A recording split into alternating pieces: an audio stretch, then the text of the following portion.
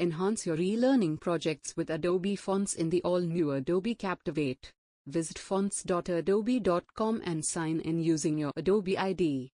Search for fonts you like and select Activate to add them to your Creative Cloud library. In the Font Palette panel, you can change the default text properties of a project. Select the font you want to add in your project.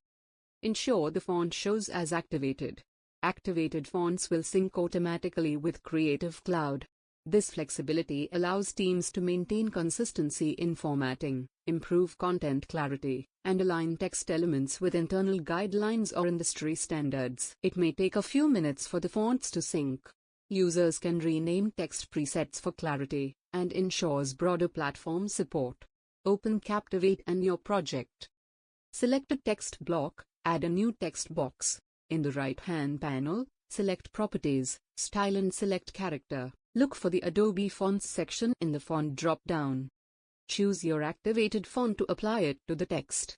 If the fonts aren't appearing, try restarting Adobe Captivate and Creative Cloud. Like, subscribe my channel and don't forget to click the bell icon to receive notifications about upcoming videos featuring all the latest updates on Adobe Captivate.